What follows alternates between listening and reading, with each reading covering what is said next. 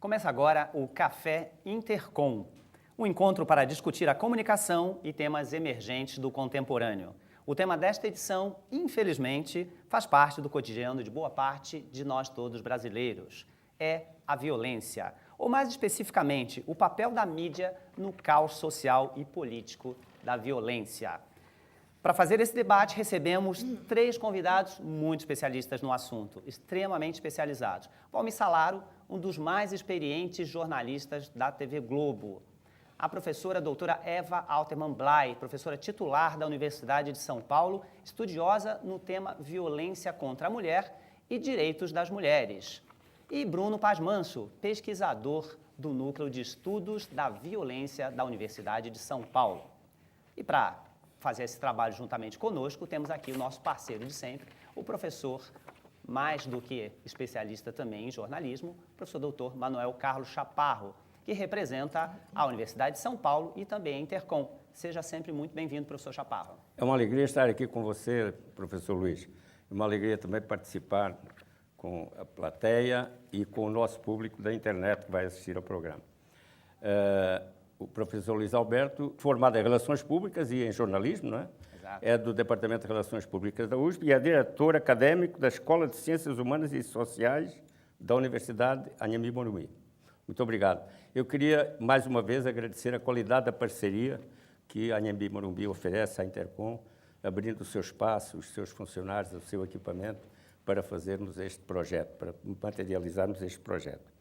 E eu estou encarregado de fazer a primeira pergunta, mas antes de fazer a primeira pergunta, eu queria propor a vocês uma pequena reflexão sobre o tema.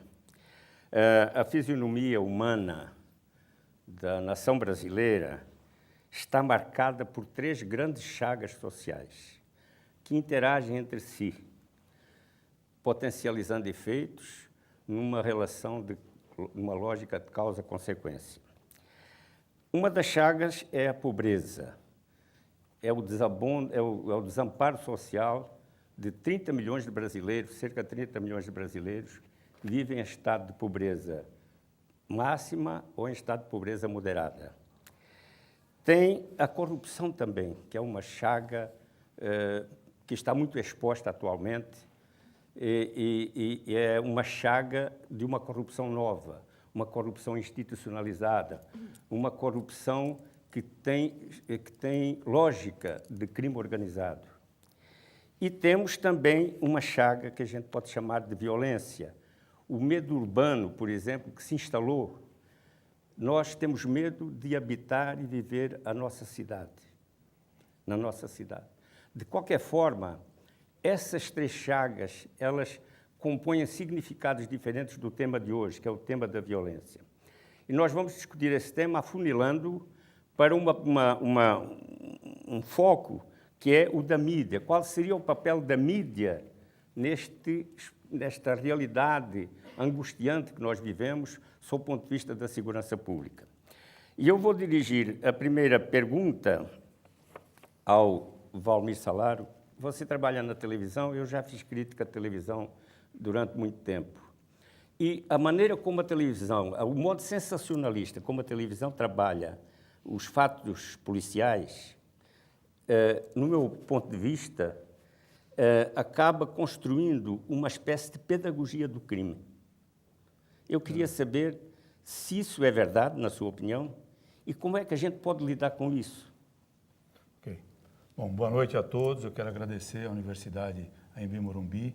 Estou feliz aqui pelo convite, agradecer a professora também, que eu conheço o trabalho, o meu amigo Bruno, que ele já esteve do meu lado, né? E hoje ele faz um trabalho excepcional na USP. O professor Luiz também. Então, muito obrigado. Eu queria dizer que o professor é meu professor e meu amigo, por isso que ele me colocou aqui nessa cadeira elétrica, porque eu, como jornalista policial há 37 anos e trabalhando como repórter de polícia, quer dizer, vou ser massacrado. Eu quero que vocês me ajudem a me defender, porque algum de vocês um dia pode tentar ser repórter de polícia e vai ter o meu apoio. Espero que a gente possa trabalhar junto. Permite um parênteses? Pode?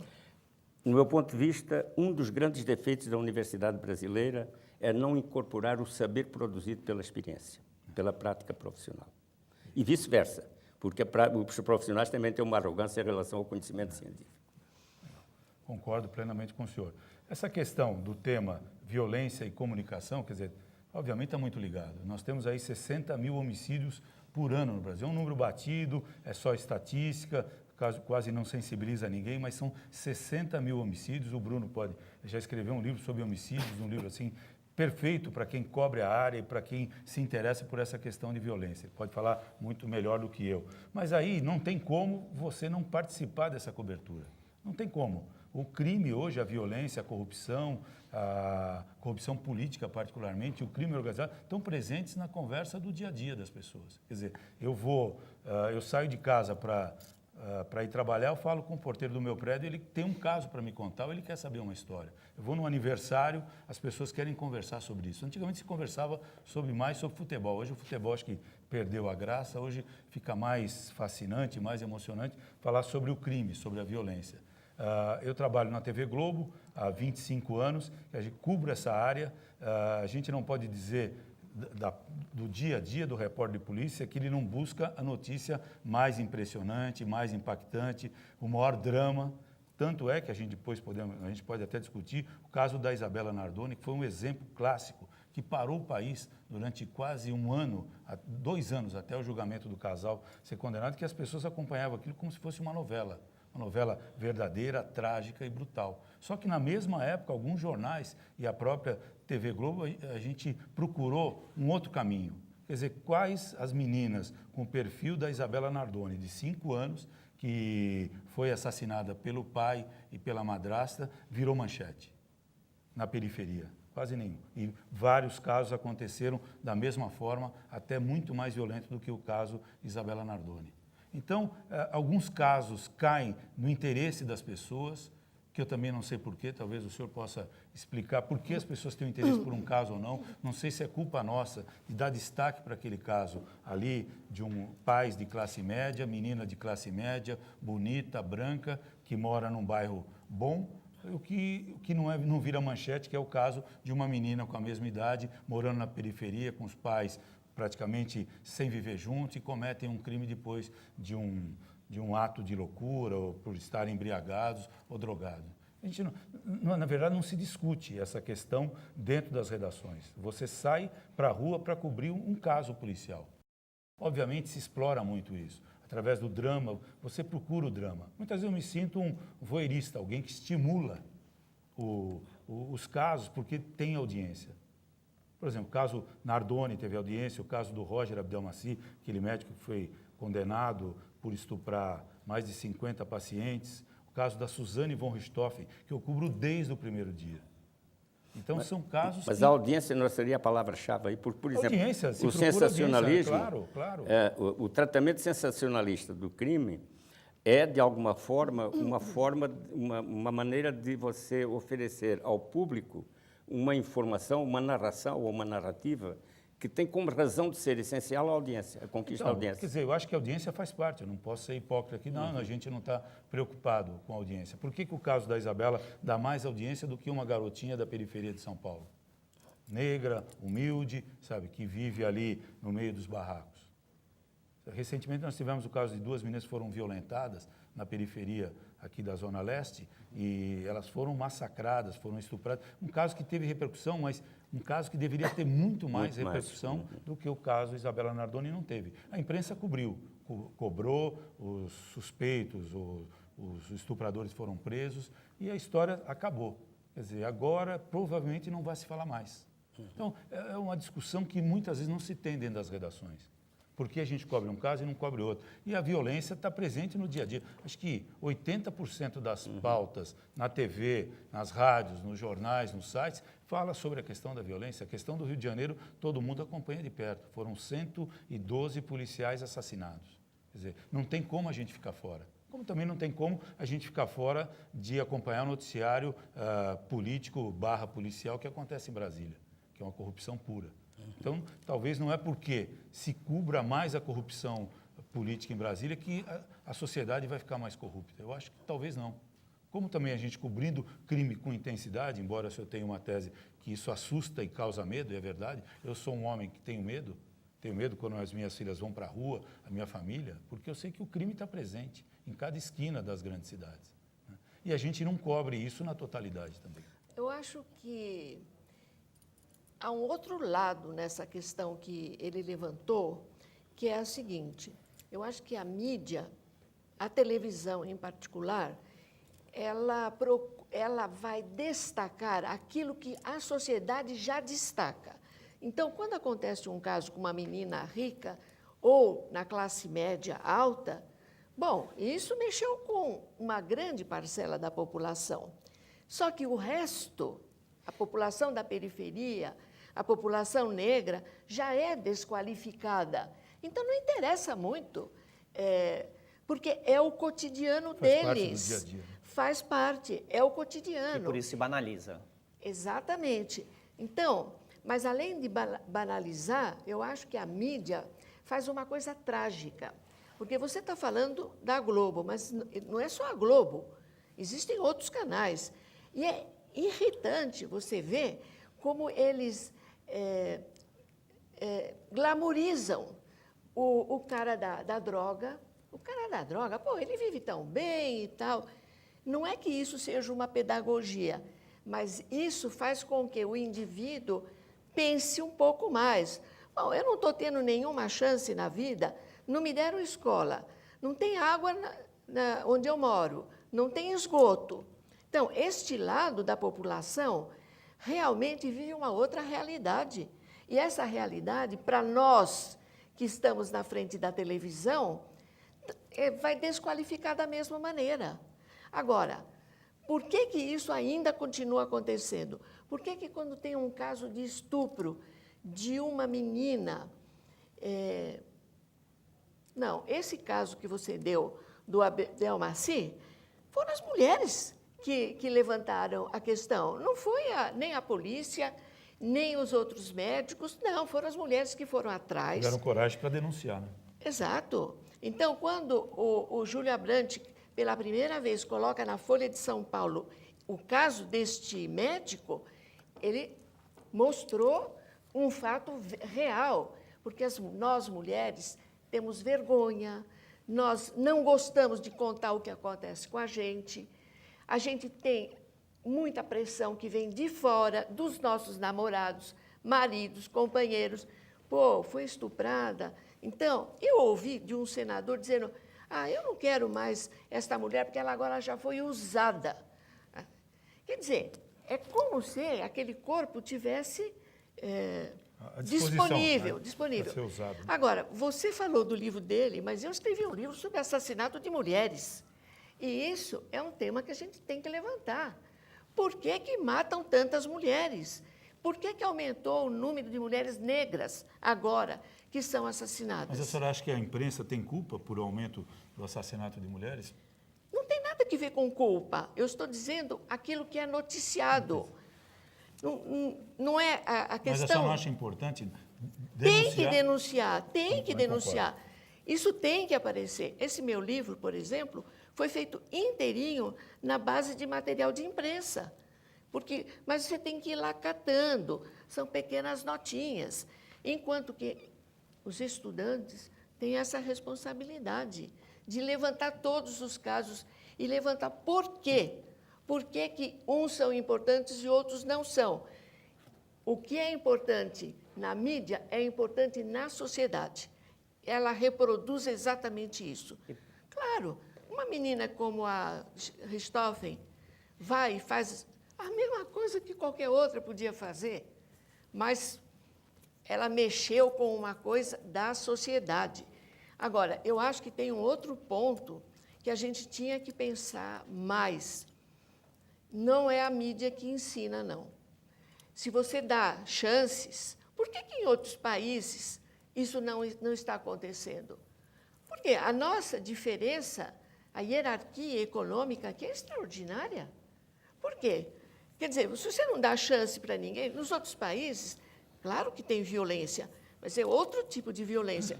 Por quê? Porque os bens estão sendo mais bem distribuídos. O fosso social é menor, né?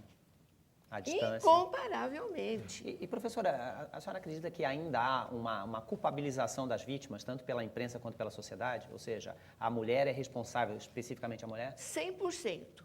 É sempre, se você vê na notícia, existe o que está por trás da notícia.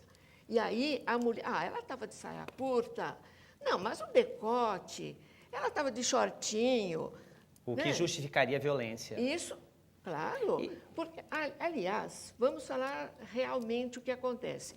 Os homens são educados, eu não estou culpabilizando, eu estou dizendo, eles são educados para desrespeitar as mulheres. São educados para, deu bola, eu quero mesmo. Eu passo a mão, eu estou afim de. Se você educa os meninos dessa maneira, eles vão reproduzir isso. Vão reproduzir isso na universidade.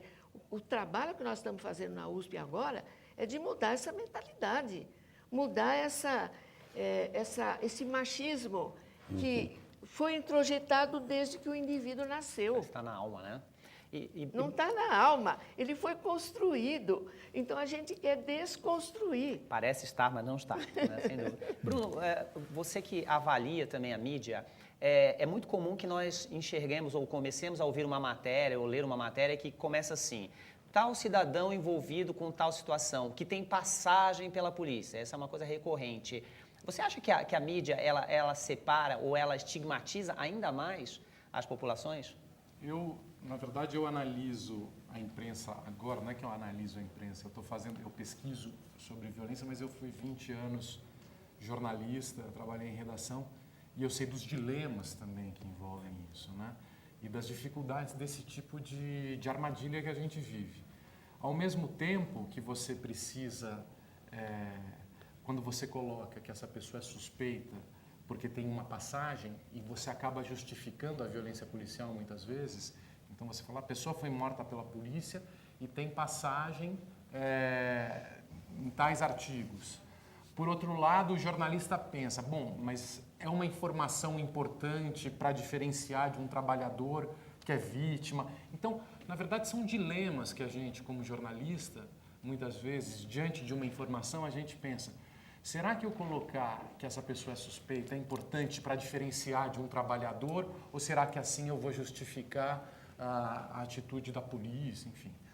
Então, são dilemas permanentes que a gente só percebe depois, quando vira uma prática recorrente e a gente começa a justificar a violência policial a partir desse tipo, tinha passagem.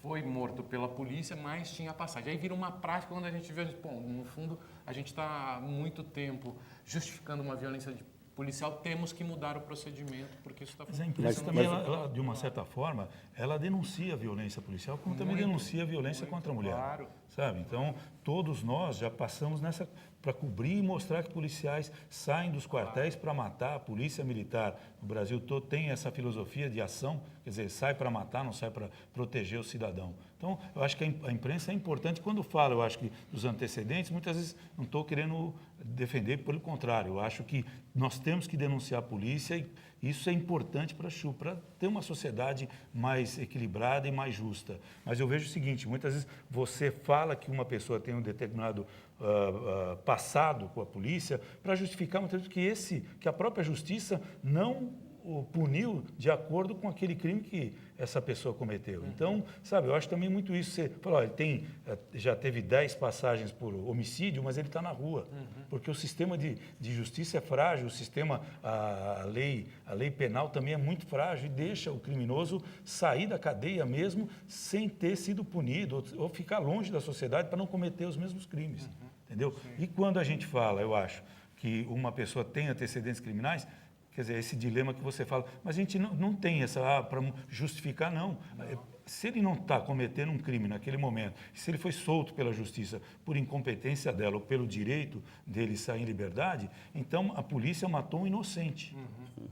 É que, às vezes, assim, o que muitas vezes as pessoas reclamam, eu acho que com razão, é que, vamos supor, uma pessoa cumpriu a pena, é um ex-presidiário, e o estigma do ex-presidiário é muito forte. Então, tem uma chacina em Osasco, que a polícia mata 8 pessoas e fala, 7 tinha passagem. Então, a mensagem subliminar que fica é 7 mereciam, 7 não estavam fazendo... Mereciam ser mortos. Então, são Se dilemas que a gente justifica, tá passando. né? De alguma maneira, simbolicamente mesmo que não seja justifica. intencionalmente, você como repórter falou, não, é uma informação importante e tal.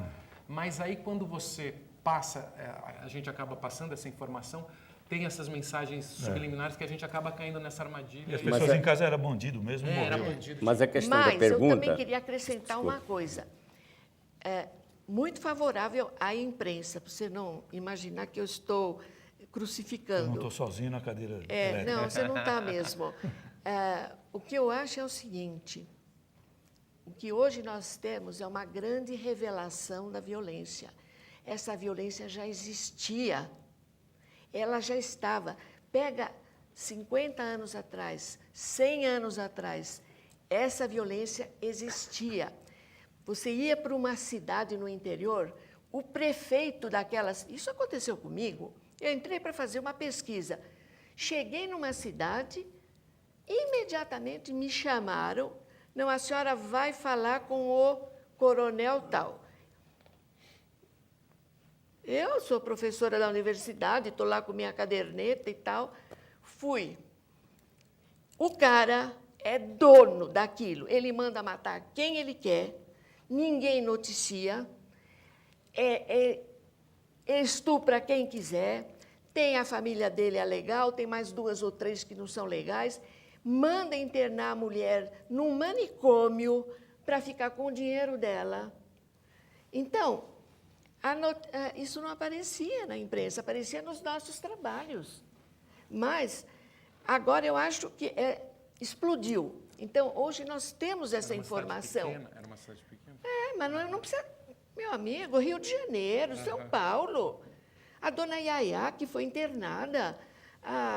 Em Santos, teve uma outra que foi internada. Sim, o marido, ou alguém que queria ficar com os bens, ou porque o cara queria ficar com a amante e não queria ficar com a mulher. Então, essa violência dentro da família dos poderosos, quem eram os poderosos? Eram os donos da terra, o dono da fazenda, os grandes industriais, eram eles. Então, aí agora, explodiu isso, agora nós estamos contando, a imprensa é muito favorável para a gente, porque antes, como eu tinha que buscar nos livros de história ou nos depoimentos, mas agora está tudo aí.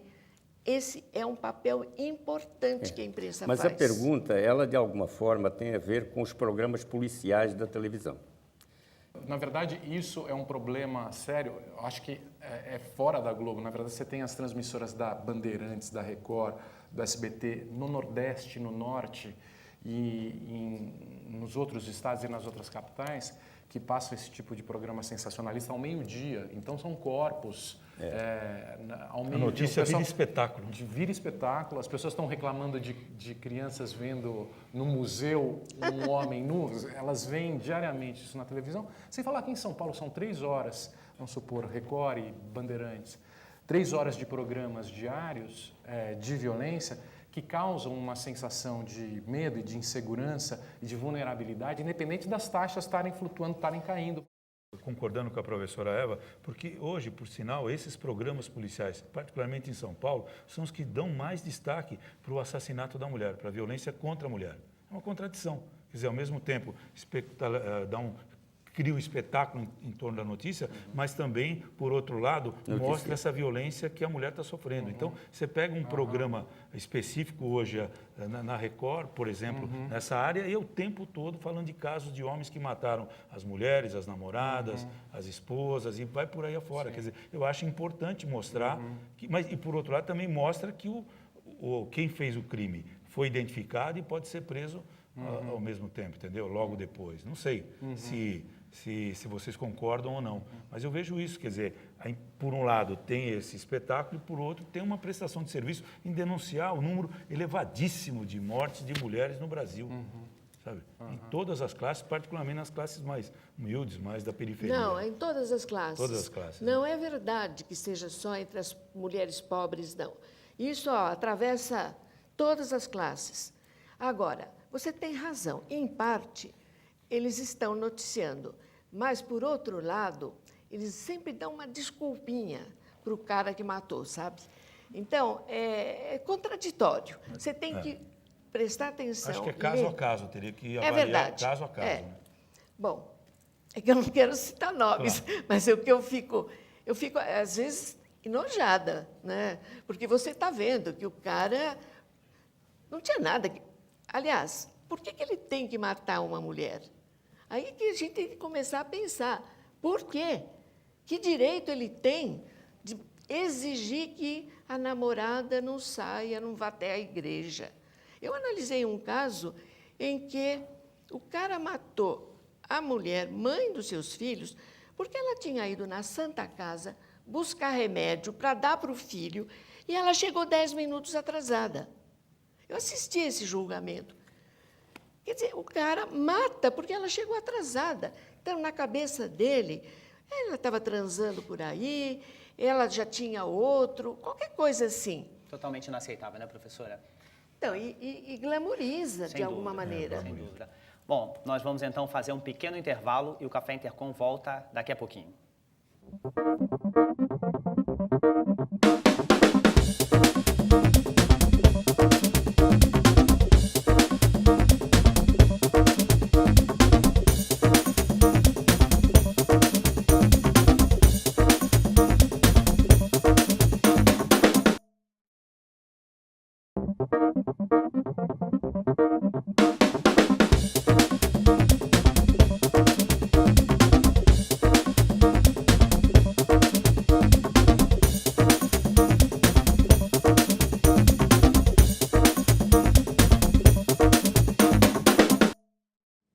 Voltamos com o Café Intercom.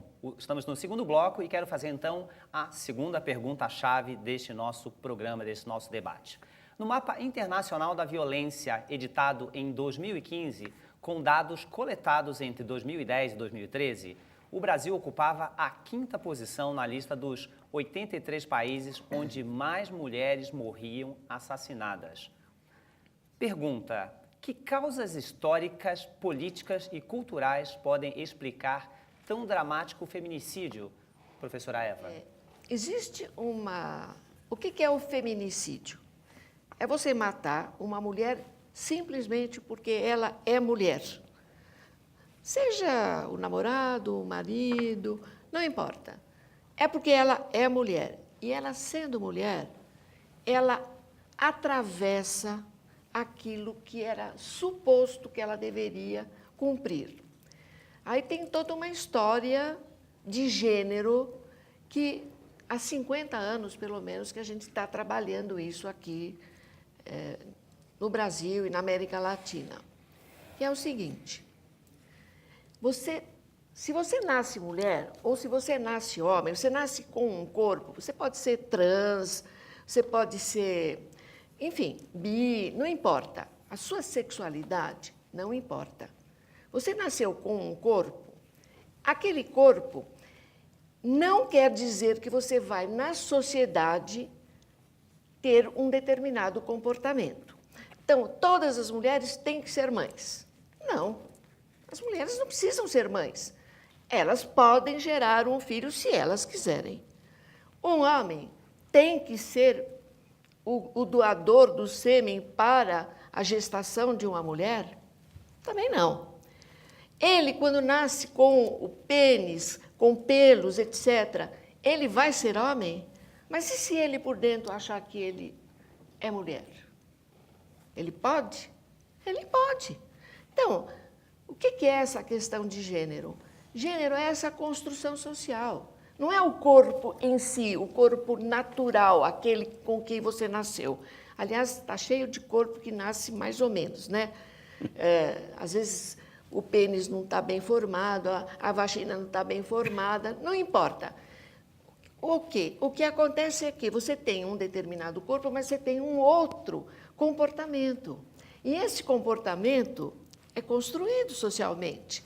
Então, você espera que aquela mulher, ou aquele homem, ou aquele homossexual, de manhã ele pode ser homem, de tarde ele pode querer cuidar do filho, acarinhar, dar mamadeira, tanto faz. Então, essa construção é muito recente. A gente começou a mudar esse comportamento justamente quando a gente separou o corpo do gênero. Até mais ou menos 1960, pela lei brasileira, se uma mulher queria trabalhar, ela precisava pedir autorização para o marido. Ela não podia. O marido podia impedi-la de estudar. O pai ou o marido tinham total disposição dos bens que ela adquiria. Então, se ela trabalhasse, o dinheiro que entrava era ele que regia. Bom, o movimento feminista, o que é que ele fez? Começou a discutir tudo isso. Então, a Constituição de 1988, essa que agora estão querendo desmanchar, mas que a gente não vai deixar, essa Constituição começou a dar às mulheres o direito igual aos homens. Então, hoje, você pode ir num lugar onde você registra uma criança e dizer, esta criança, eu sou a mãe e o pai é tal. Porque o pai, às vezes, nem está mais lá. Mas você pode, hoje você pode dizer isso. Mas acontece que, tradicionalmente, uma boa camada de homens não aprendeu ainda que as mulheres são seres humanos. E, sendo seres humanos, têm todos os direitos. Então, eles matam. Eles matam, porque, imagina, ela saiu para trabalhar e não me pediu autorização. É vista como um objeto, um bem, uma propriedade? Uma propriedade. Ela é minha... matei por amor. Ela é minha e minha para sempre. Então, não interessa que a lei mudou, que hoje a mulher tem independência, que ela estuda, que ela gere o seu negócio. Não interessa. A lei evoluiu, mas o homem não. Exatamente, obrigada. Foi exatamente isso. Agora, é claro que eu não estou generalizando. Não são todos os homens. Mas esses que matam, matam por isso. Basicamente, é porque eles não aceitam que a mulher é um ser humano. Uma espécie de justificativa histórica. Foi sempre assim, porque mudaria, né? O feminicídio, em grande parte, é decorrente dessa autonomia que as mulheres passaram a ter, dessa condição de gênero que agora vocês todos aqui têm, rapazes e moças. Mas, acabou essa... É muito importante dizer que a senhora foi criadora da primeira delegacia da mulher. É verdade. Não é? Foi. No governo do Franco Montoro. Isso mesmo. Isso ajudou a mudar alguma coisa? O surgimento da delegacia da mulher? Que tipo de transformações produziu? Então, a delegacia é muito importante, mas para mudar as coisas a gente tem que cavocar bastante e educar as pessoas o respeito aos direitos dessas pessoas. E eu acho que mais importante ainda não é só a delegacia, é você saber que as pessoas têm que ser respeitadas na sua integralidade. Posso fazer uma pergunta para a professora? Claro. Você tem um político bastante conhecido, já com mais de 80 anos. Repórter não se aguenta, né?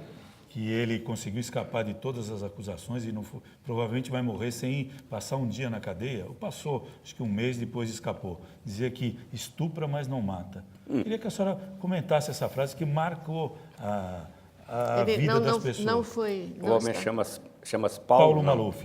Paulo Sarinho. Lembra dessa história? Que ele falava, estupra, mas não mata. E tentando justificar uma atitude de um homem brutal que estuprou uma mulher. E também essa questão da explosão dos casos de estupro.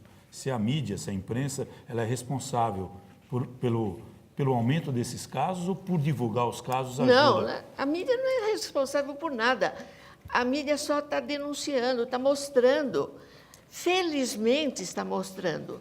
Agora, se este indivíduo aí tem essa visão, ele não está sozinho, hein?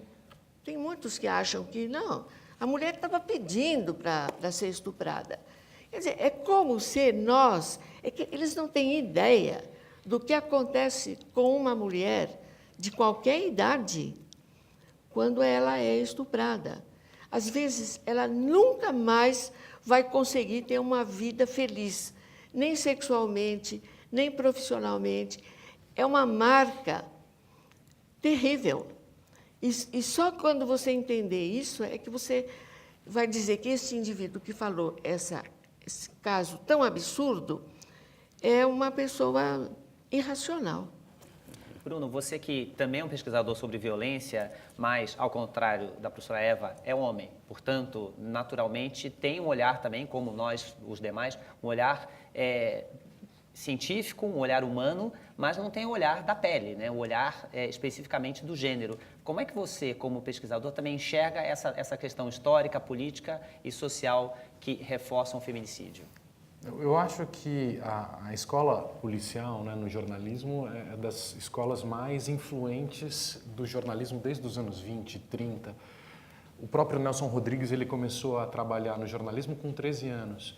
E ele escrevia sobre as tragédias familiares do subúrbio do Rio de Janeiro, que envolvia muitas vezes casos de violência contra a mulher, né?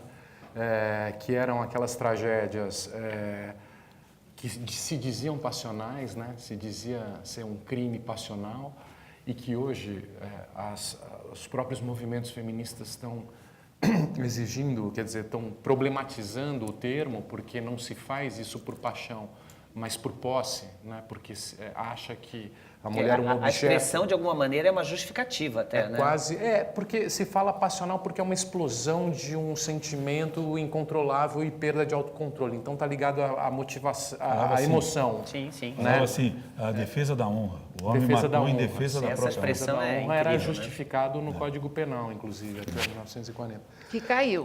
Que caiu. Mas, então,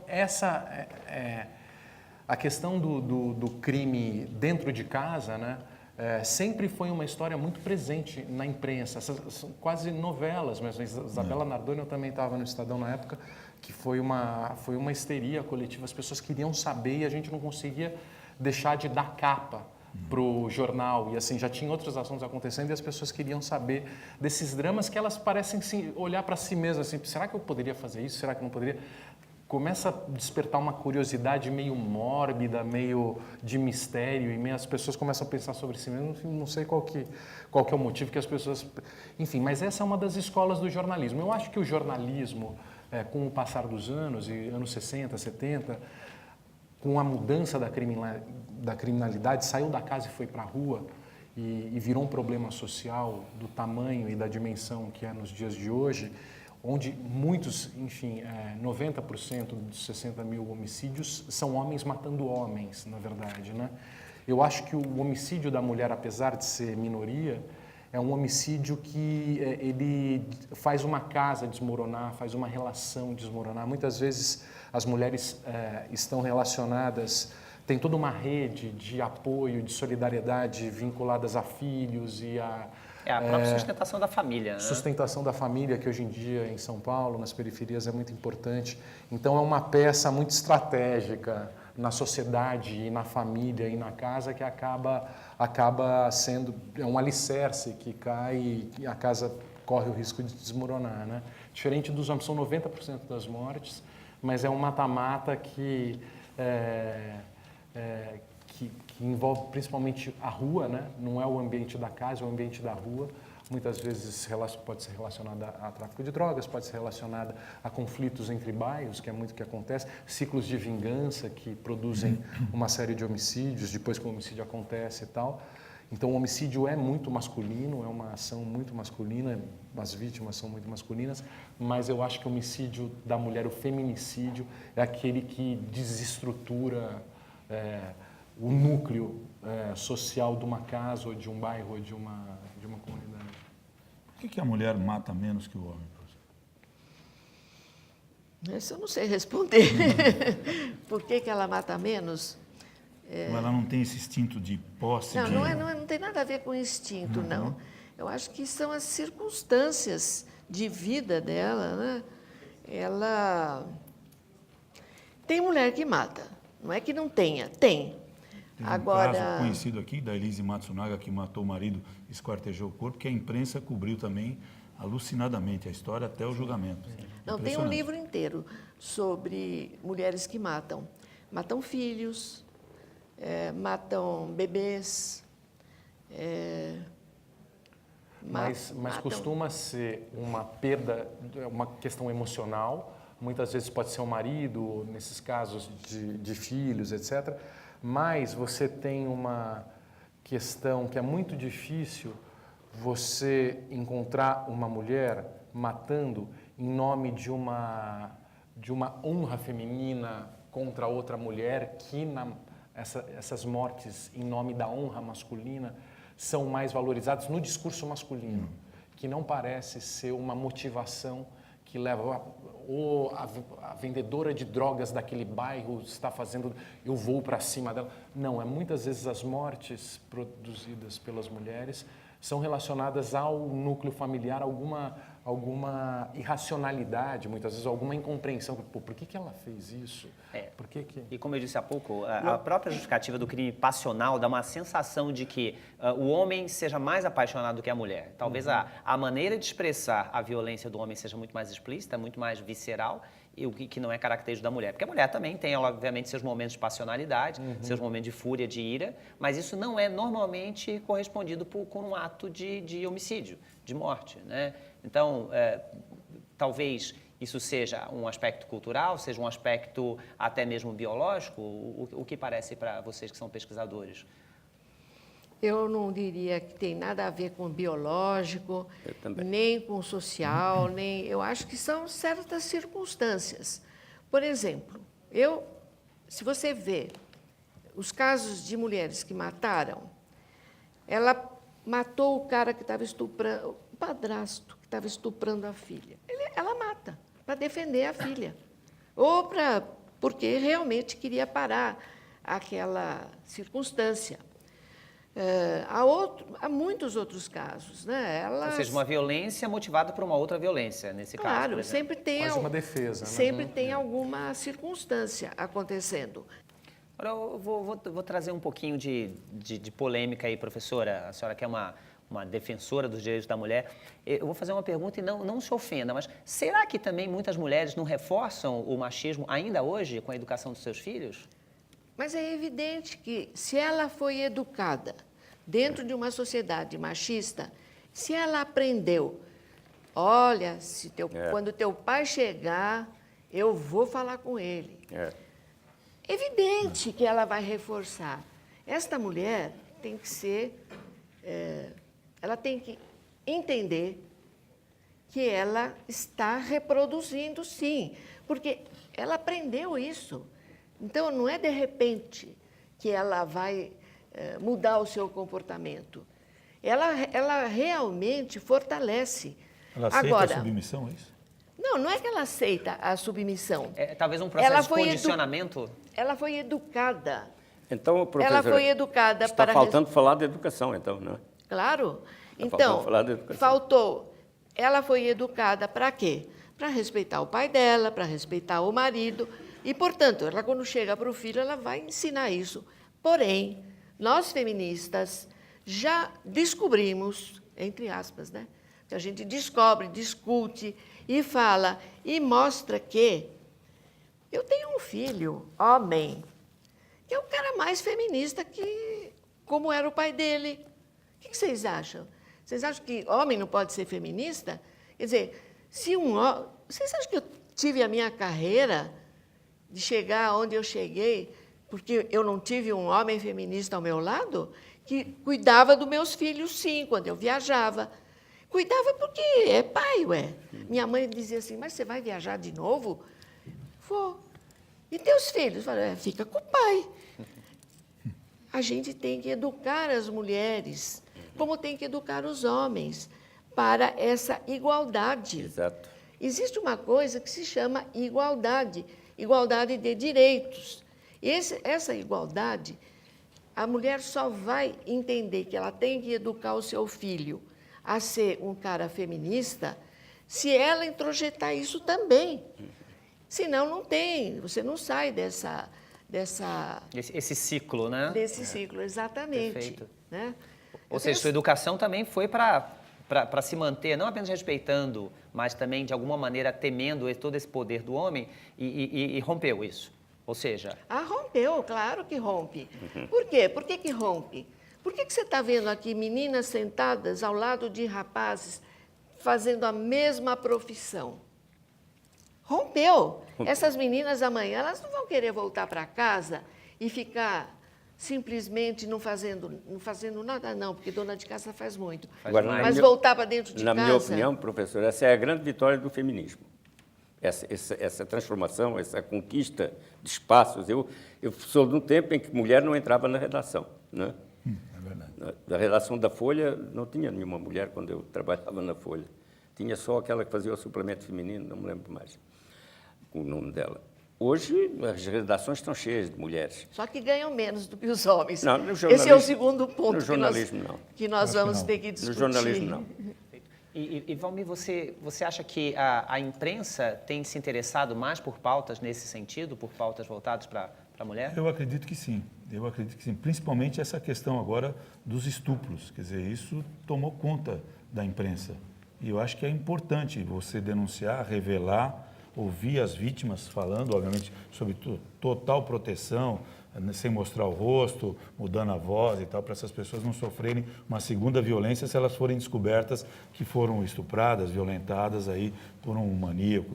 Eu acho fundamental. A gente tem um espaço muito grande na TV Globo em relação a isso. A gente acompanha os casos assim em detalhes, muitas vezes pode até estimular os mais malucos aí, querer fazer alguma coisa parecida, mas acho que a cobertura da imprensa, não sei a opinião do Bruno, mas a cobertura da imprensa mostra que quem comete um crime desse, e são muitos crimes, vai para a cadeia. Quer dizer, eu acho que isso é uma informação importante. Sem Quem dúvida. comete um crime de estupro, de tocar, de, sei lá, assediar uma pessoa, vai para a cadeia. E o depoimento da vítima tem importância de prova. Tanto é que no caso do Roger Abdelmaci, não existe uma prova concreta. Não existe nada, um detalhe palpável que você pode falar, puxa vida, realmente ele praticou o ato criminal. Não, mas o depoimento das vítimas tem um papel importante. Então, eu acho que também houve uma evolução nesse sentido. Quer dizer, o homem não evoluiu, mas as leis e a segurança em volta das pessoas que são vítimas aumentou bastante. Então, só o fato dela numa delegacia dizer que foi violentada, tocada, já é motivo para a polícia investigar e, se tiver competência, prender a pessoa. Né? E no caso do Abdelmaci, ainda por cima, mulheres de classe econômica Classe mais média favorecida e, de alguma maneira, também se expondo, porque, afinal de contas, ainda há preconceito em relação a isso. E a gente continua conversando daqui a pouquinho, vamos fazer mais um intervalo no Café Intercom. A gente volta em alguns instantes.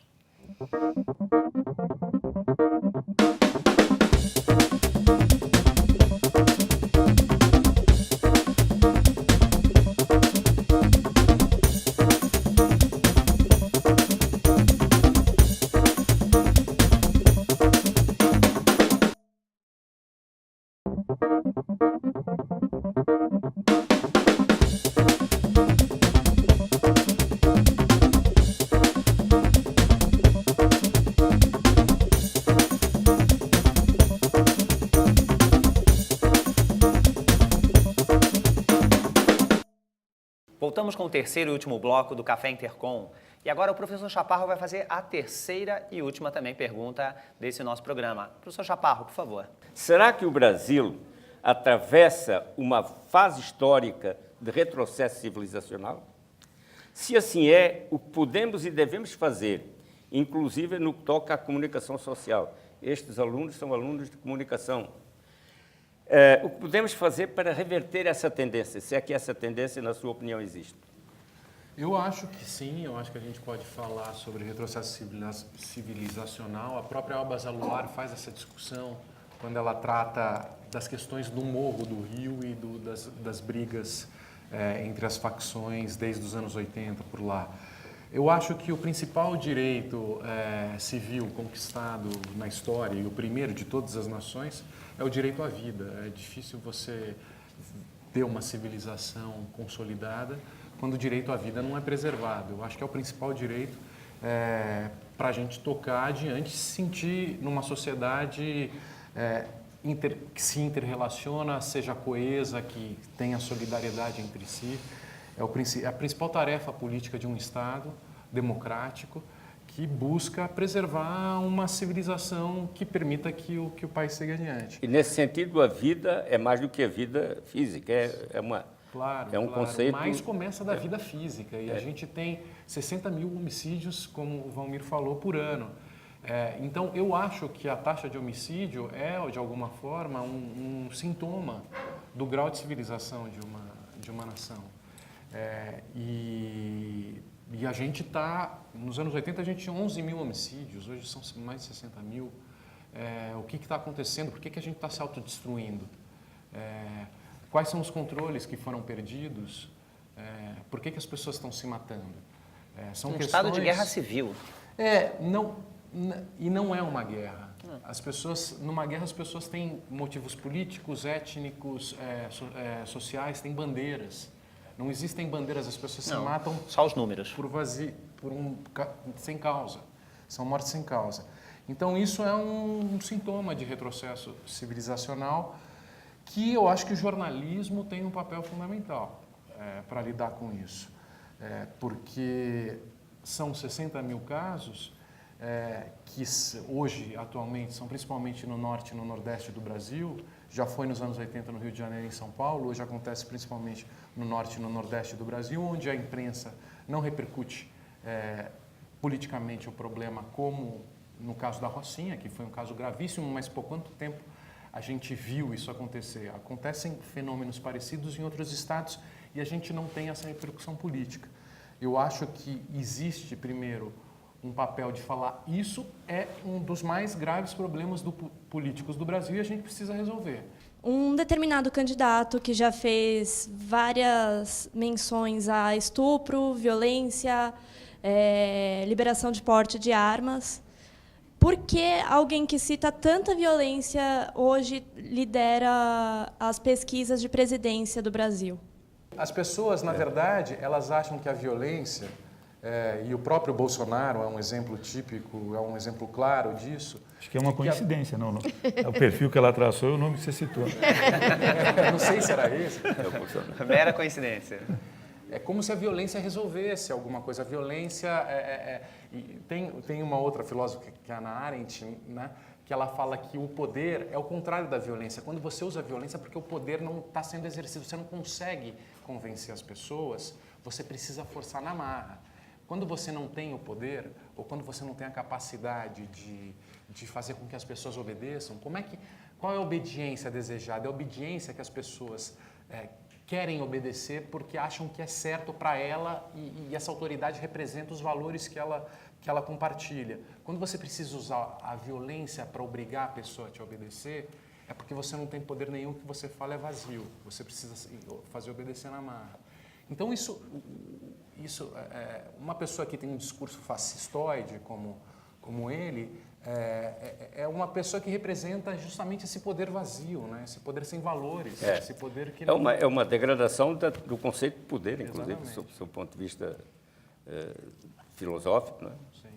Mas que engana muito, né? Quer dizer, ele te dá uma imagem de segurança e de ditadura que as pessoas que não passaram por isso imaginam que é o certo. Exatamente. Trabalha com o processo de desinformação e se alimenta disso. É um discurso absolutamente baseado no vazio, né? Você acha que ainda falta chegar na televisão esse tipo de jornalismo, ou se não que falte chegar, como a gente tem alguns modelos de jornalismo policial na TV, mas que defenda casos de minorias como dos travestis, homossexuais ou feminismo, com um pouco mais de competência na TV, mais diariamente? Eu concordo com o professor e, respondendo a sua pergunta, se não tem esse ser social que provoque isso, então a imprensa só vai cobrir quando acontece um fato gravíssimo, que é o assassinato de um transexual, de um travesti. Então, a partir daí, a imprensa vai, cobre, e dependendo do caso, se tiver interesse, vai se abrir um espaço. Se não, vira uma manchete no primeiro dia, uma notinha depois, e depois some das páginas do jornal.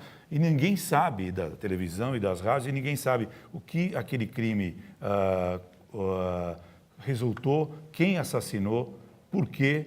E a investigação policial, como não é pressionada pela imprensa, ela também não cobre a investigação como deveria ser feita, né? Um exemplo bom é o Black Lives Matter, né, dos Estados Unidos, que é um movimento que, por causa de morte de negros nos Estados Unidos, começou a pressionar e começou a fazer um escarcéu e começou a fazer com que a imprensa, um dos efeitos foi a imprensa cobrir mais. E também existe o movimento contra o genocídio da população negra da periferia do Brasil, que também é um movimento que começou aqui no Brasil, tal, chamando atenção, porque quando você põe morte de negros no Brasil, aparecem matérias americanas dos Estados Unidos que saem lá. Aqui a questão da cor raça não aparece nas notícias. Então começou uma militância também, forçando, cobrando e pedindo, que é justamente essa tensão e essa interação e essa cobrança que a gente, como jornalista, quando está trabalhando, a gente... Opa, tem alguma coisa que, né? Que são os que morrem mais, né? Pretos, pobres e prostitutas. Sim. E hoje nós encerramos esse assunto, um assunto que é delicado, é um assunto desconfortável, que é a violência, mas que agride o nosso dia a dia. Então, obrigado a todos e vamos assistir e debater esse assunto com muita seriedade. Podemos bater palmas para o auditório?